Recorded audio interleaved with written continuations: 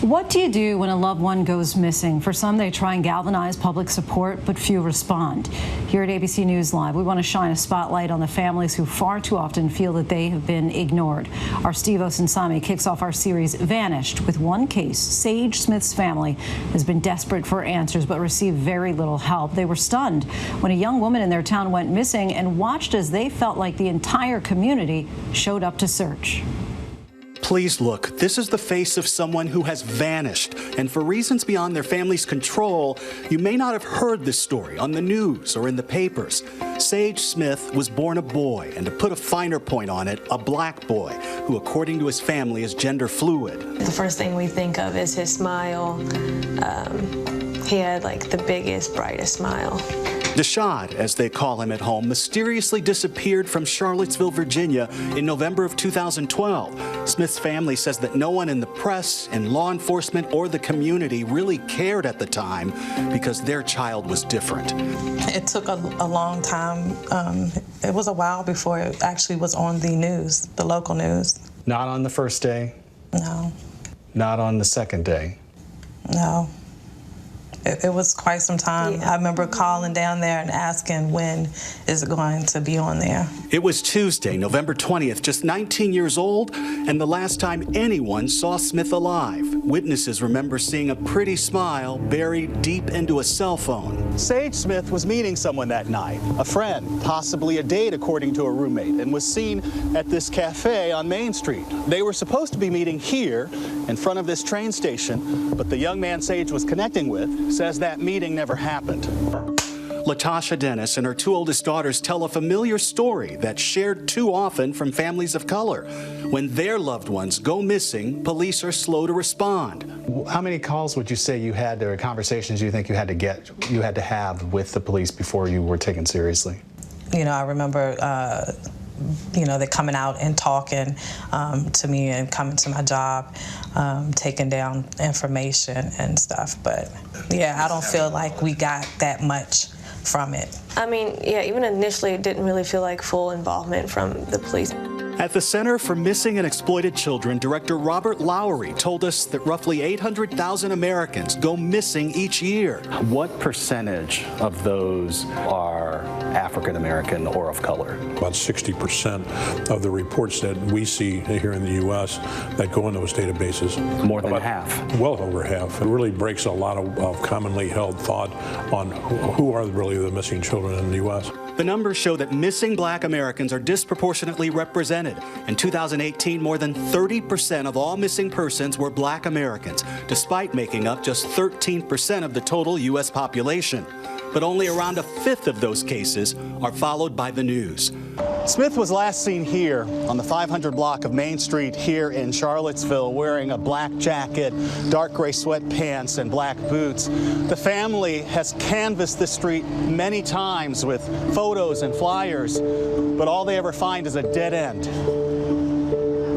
When the family put together a search of their own, there were no cameras, no police, and they say few people showed. I remember reaching out to a church, local church here, and asked the pastor to help me organize a search. We kind of put it out there for the community to help us, and some people showed up. Not a lot. No. Less than 2 years later, they witnessed how much the world could care.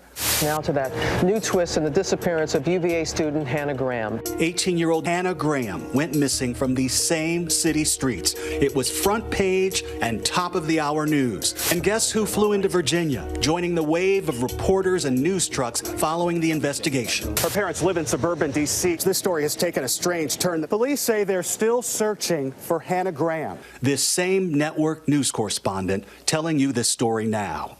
Smith's sister tells me she was working at an ice cream shop when police and volunteers came searching for Hannah Graham. I worked downtown during the time at Chap's Ice Cream, and I remember actually seeing everyone looking around. I remember them coming to my job and asking for the surveillance tape actually. Maybe they had thousands of people looking for Hannah Graham, and it was just really mad about it. And even people at my job were like, oh my God, I'm like, where was this energy in 2012. The disappearance of Hannah Graham came to a sad ending. This man was arrested and convicted of killing her. Sage Smith's family says they do not diminish in any way the depth of this tragedy. They tell us a new police detective assigned to their case has worked hard to keep them updated on the investigation. And they don't want this interview to spoil that relationship. We tried to talk with Charlottesville police, but they declined our request for an interview. They did share this on an episode of Disappeared, seen on Investigation Discovery, explaining the difference in the response between the two cases. Why did 1,000 media trucks show up for Hannah Graham and only a few for Sage's case? That's a societal problem that we have. A lot of people need to ask those questions, why these cases were treated differently. We also talked with Zakiya McKenzie, who runs a foundation that helps meet the medical and legal needs of gay, gender fluid, and trans Virginians, many of them of color. She says she knows all too well the answers to those questions. So I told you what we were talking about with missing people, and in particular missing people of color, and you know about Sage's story. Yeah. What are your thoughts on all of this? I think it's really strange how individuals can just come up missing, and especially when we think about trans people of color, because there's so much that's going on in our world right now affecting us and all of the murders, but it just baffles me how someone can just like disappear, vanish, no trace, no anything. So. The Sage's gender identity, how do you think that works into all of this? People don't understand trans people or gender fluid people. Some people have the mentality that, you know, we put ourselves in certain situations and these things happen because of who we are. The part that it plays is that they don't prioritize investigating it. I think because of privilege and class. The search for Sage Smith, now 27, has police looking for this young man, Eric McFadden, who would now be 28. Police believe he was the one meeting Smith that cold night in November. They say he, too, has now disappeared, and they're calling him a person of interest. We have made a plea today to find Eric McFadden. We would like to talk to him. He has information vital to this case. As you can see, we have a family that's hurting, and we hope he sees this and he does the right thing. The fact remains that my child is missing, and that to me is all that matters.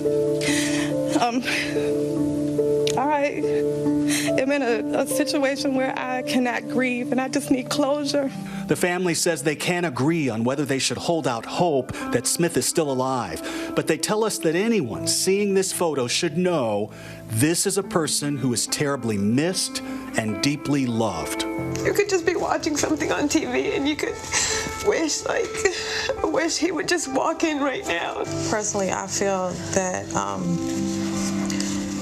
that he's no longer with me. Because there's no way that he would not be here. And I was talking to you guys earlier about how important this is to me.